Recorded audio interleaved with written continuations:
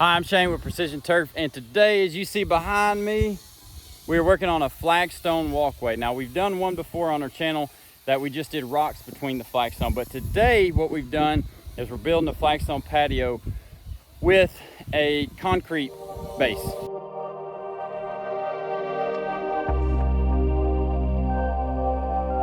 Okay, so we already had our concrete guys come out and lay the base. It's a 4-inch base.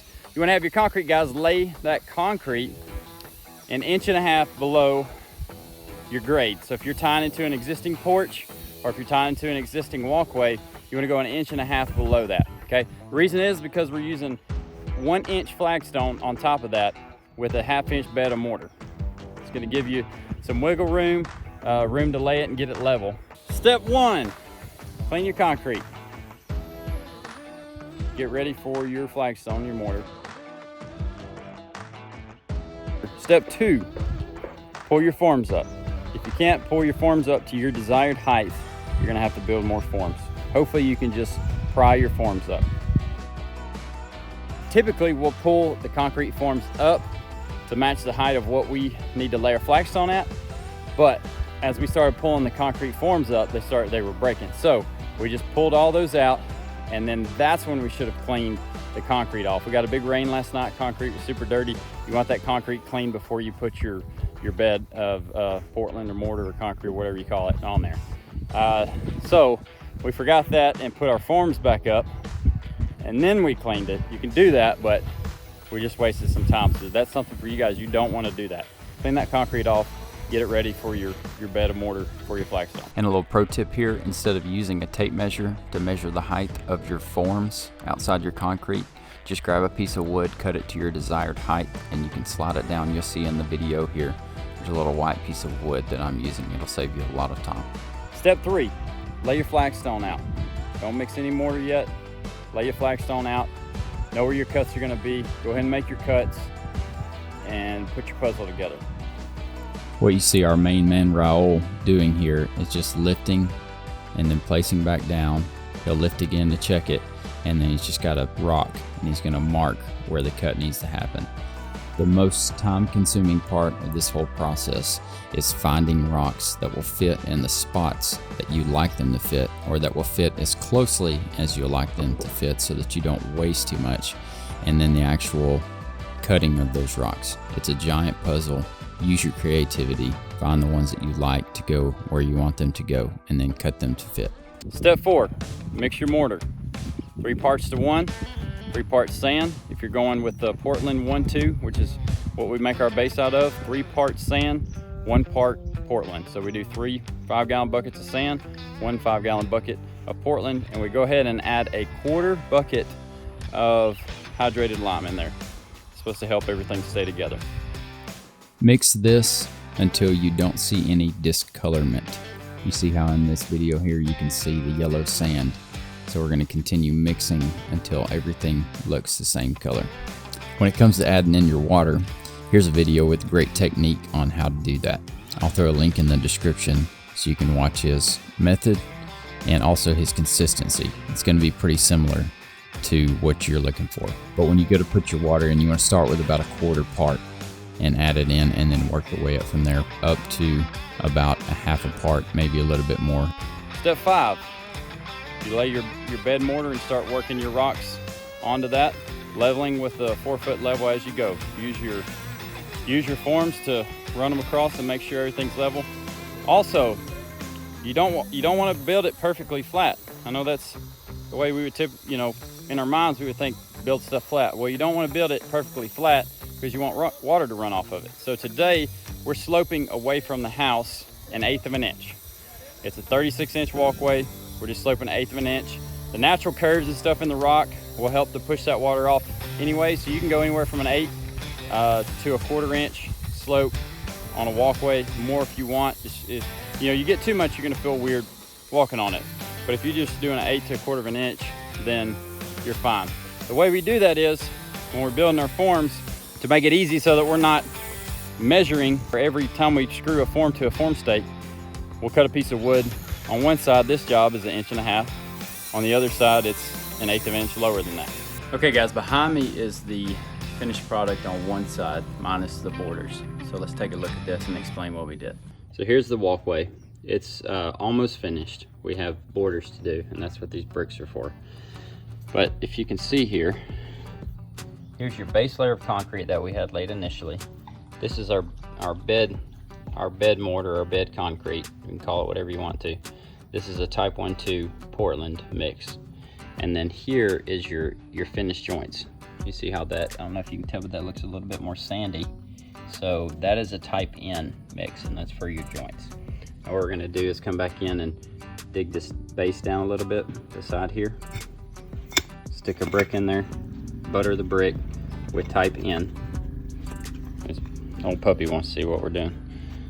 Butter the brick with type N and lay it in there to where it's flat with this flagstone on both sides. Over here, just give you another look. I have to clean this off, but the joints aren't done yet on this one. So we'll come back in and fill these joints with N. The reason you do that is because the type 1-2 is more of a hardened concrete, and it tends to crack if it's on the surface. You need something a little bit more pliable, which is why you do type N. So we got to come here. This has already been, the bed mortar's already been laid, or the bed concrete. And then down here is where we got to. You can tell the drop difference, so we have to lay the bed concrete in here, let it set up, and then put the joints in, and then also do the brick sides for the border. So this is where we're at in the process. If you're doing this for a job, cutting these flagstone takes a while. I can give you some advice. If you have a 4.5-inch grinder, that's fine, because these are 1-inch flagstone pieces. They're easier to cut, but get a good diamond blade saw. They make one, it's called a fast cutting. It's about $30. One or two of those will get you through this whole job. Don't try to do it with anything less than a good quality saw. If you have a bigger saw, great, but for these 1-inch, you don't have to have it. The 4.5-inch grinder is fine, and you just cut about halfway down, a little bit more, and then tap it with a hammer and it'll break. Okay, let's talk about the joint mortar for a second. You're gonna mix that type N the same ratio as you mix the type 1-2. 3 buckets of sand, 1 bucket of Portland type N, and a 1/4 bucket of hydrated lime. You want this mix to be a little bit more pliable than your type 1-2, because you're gonna put it in a cake bag. So mix it up to the consistency that you can put it in a cake bag and squeeze it into those joints. And you're just gonna wipe off the excess off the top, mash it down into the joints, just make sure it's totally filled, and wipe off the top excess and clean it up. Now I'm gonna bring you back to the borders. We did not talk about borders in the beginning of this video. You can build this without borders if you just leave your forms up and fill in your joints to the forms, let everything dry, and pull the forms up. So you can do it with borders or without borders. I'll tell you where we messed up here with our borders. We did not know that we were going to do borders on this initially, so we started the job as if we weren't going to.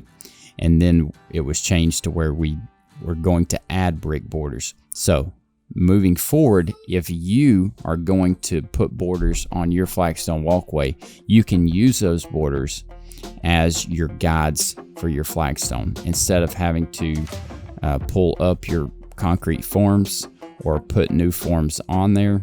Go ahead and build out your borders first, let that dry, and then fill in your flagstone between the borders. The last step in the process is to power wash your flagstone. Now you want to be careful here. Don't get too close to the grout that you just laid in between all that flagstone. It will cut it if you get too close to that. The reason we power wash it is, number one, to get all the concrete dust off the rocks so the true shine comes through. And the other reason that we power wash it is because flagstone is flagstone, right? So it's shaved layers of rock. And so some of those shaved layers have loose pieces of flagstone on them. You don't want those coming off from a customer walking. Go ahead and push those little pieces off with your power washer. Okay everyone, that's it. How to build a flagstone walkway. Please enjoy this video montage to see the final project.